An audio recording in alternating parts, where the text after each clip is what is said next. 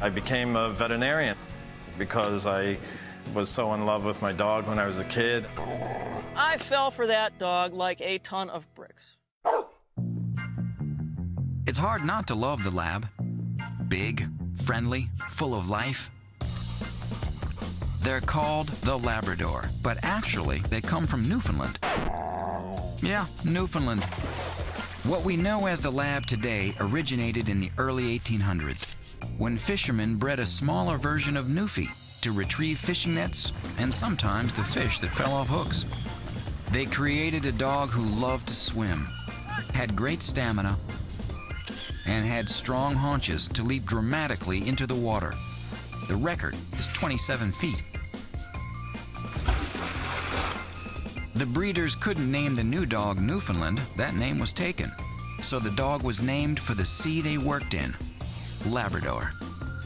From there, they were brought to England, and the breed, as we know it today, was developed. Leading off the list, like all retrievers, the Lab has webbed paws. These natural flippers make him one of the strongest canine swimmers around. The second trait is an otter-like tail. Thick at the base and strong, it acts like a rudder in the water. Number 3 is a layered, slightly oily coat that keeps them warm, helps them float, and is also drip dry.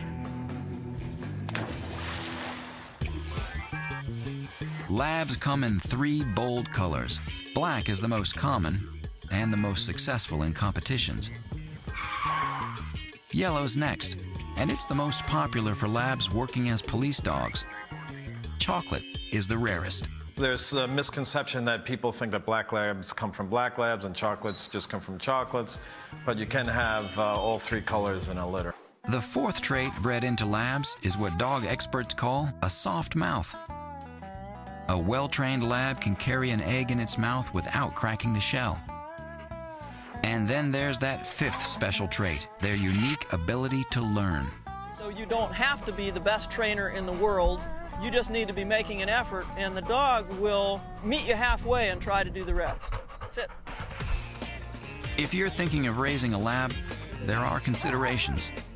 I think people would be surprised that Labradors, while they can be wonderful adult companions, as puppies oftentimes are the mouthiest dogs.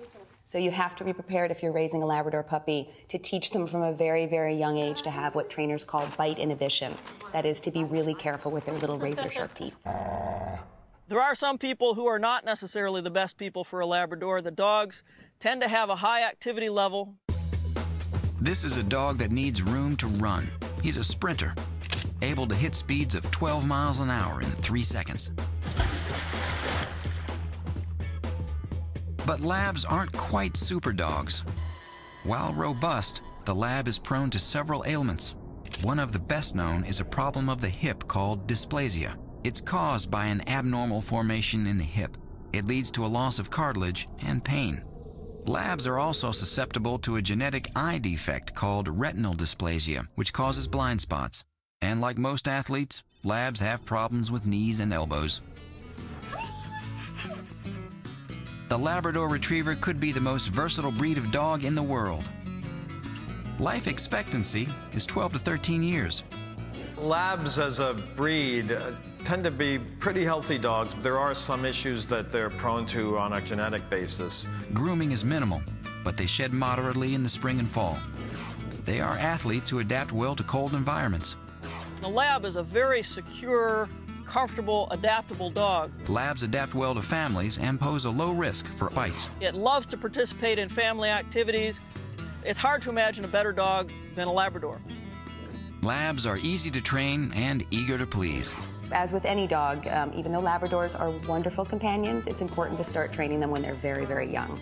So in general, labs love the cold, but thrive in most environments. Though labs get high marks for health, they're prone to hip, elbow, and joint problems. Labs are very easy to groom. They're easy to train. These loyal dogs make wonderful pets.